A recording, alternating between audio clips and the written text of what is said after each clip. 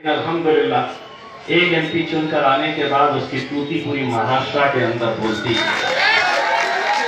और मेरे कायद बैरिस्टर असदुद्दीन अवैसी साहब के जलवे पूरे हिंदुस्तान के अंदर देखने को मिलते हैं।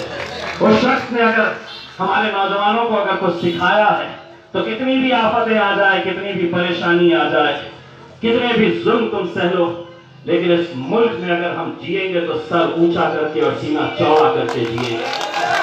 ये कश्मीर से कन्याकुमारी तक उन्होंने हमारे नौजवानों के अंदर एक हौसला पैदा किया है।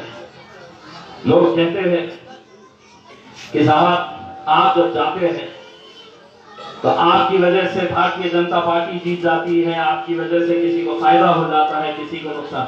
कब तक हम इन झकोलों में आएंगे? अगर हम सोचते तो शायद 2019 के अंदर, और मैं आपको यकीन के साथ कहता हूं, हमारे अपने ही लोग हैं जो सिर्फ अपने जाती मफाद की खातिर या तो अपनी कुर्सी बचाने के लिए या अपने छोटे मोटे ठेके लेने के लिए कोई आम आदमी के पीछे दौड़ रहा है, कोई कांग्रेस के पीछे दौड़ रहा है, कोई अलग अलग राजनीतिक पार्टियों के पीछे दौड़ रहा है। मुझे मालूम नहीं है कि कांग्रेस का अगर यहाँ का काउंसिलर है तो राहुल गांधी को कभी राहुल भाई कह सकता है क्या? नहीं कह सकता है। आम आदमी पार्टी वाला अरविंद केजरीवाल को अरविंद भाई नहीं कह सकता है, लेकिन तुम सबको ये इख्तियार है कि असद भाई कह सकते हो। अपने भाई को तुम अगर नहीं पहचान रहे हैं, हमें अक्सर बरगलाने वाले, हमें अक्सर बहकाने वाले कोई गैर नहीं है, ये समझ लीजिएगा।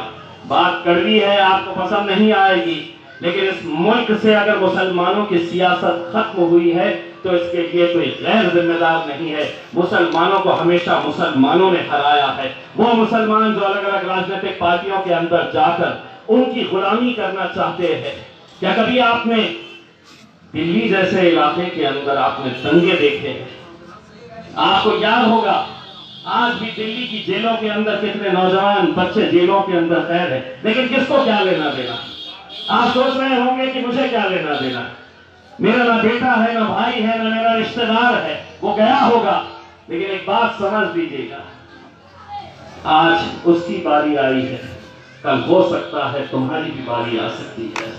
अगर हम मुत्तहिद नहीं हुए, अगर हम एक ताकत बनकर खड़े नहीं रहे तो वो दिन दूर नहीं मेरे भाइयों कि आज मुल्क के हालात को देखते हुए हम किस दौर से गुजर रहे हैं।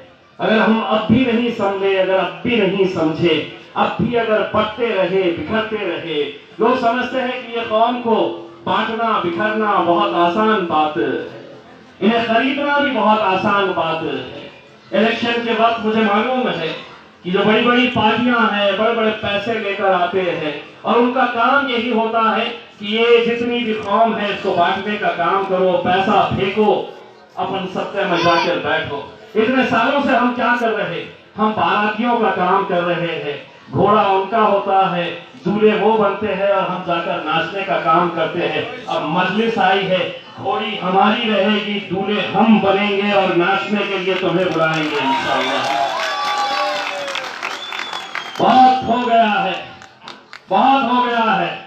तुम्हारे झकोलों में आते थे, अब वो नेता जो तुम्हारे बीच में पैसे लेकर आएगा, इलेक्शन से 2 दिन पहले 3 दिन पहले पैसों के वादे करेगा और कहेगा कि मैं तुम्हें ये पैसा देता हूँ, इस कौम को बांटने का काम करो, तो उसको एक पैगाम देना कि बाजारों में पैसे से कुत्ते और बिल्ली खरीदे जा सकते हैं, शेर के बच्चे बाजारों में बिकते नहीं है।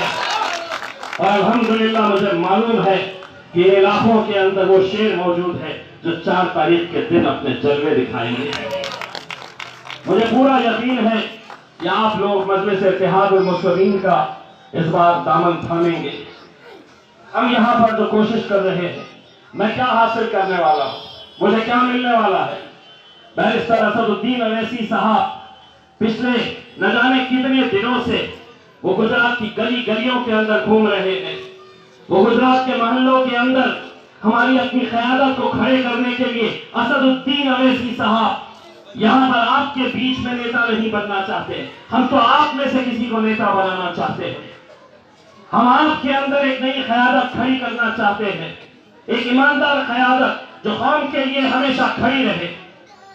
जब असदुद्दीन अवैसी साहब गुजरात जा रहे थे मुझसे कहा कि कैसे होगा कि दिल्ली का इलेक्शन भी हमारे लिए मायने रखता है, गुजरात का इलेक्शन भी मायने रखता है, हम कैसा एक साथ दो इलेक्शन लड़ेंगे, मुझे तो गुजरात में वक्त देना रहेगा, तो हम क्या करेंगे। तो मैंने कहा कि असद साहब आप जाइए और नरेंद्र मोदी को संभालिए, ये छोटे मोटों के लिए तो मैं ही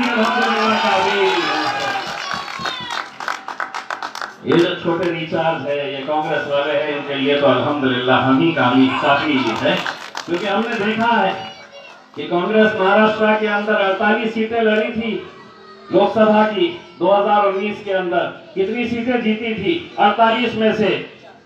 पता है आपको कितनी जीती थी? एक सीट जीती थी, मजलिस में एक लड़ी थी और एक जीती थी। तुम्हारे बराबर में आ गए हैं हम, बल्कि तुम्हारे से बहुत आगे निकल गए हैं। जिस दिन इंशाअल्लाह 48 लड़ेंगे उस दिन समझ में आएगा घोड़ा मैदान कैसा है करके। बस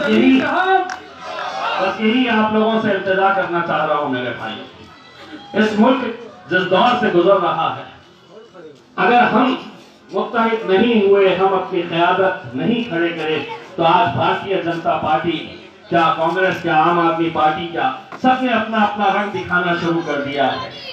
सबने अपना अपना रंग दिखाना शुरू कर दिया है। उनको लगता है कि ये कौम किसी काम की नहीं है, इनको हम कुछ भी कर डालो, इनके लिए लड़ने वाला, इनके लिए आवाज उठाने वाला कोई नहीं है।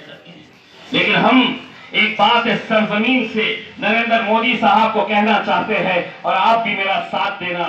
सभी का खून शामिल है यहाँ।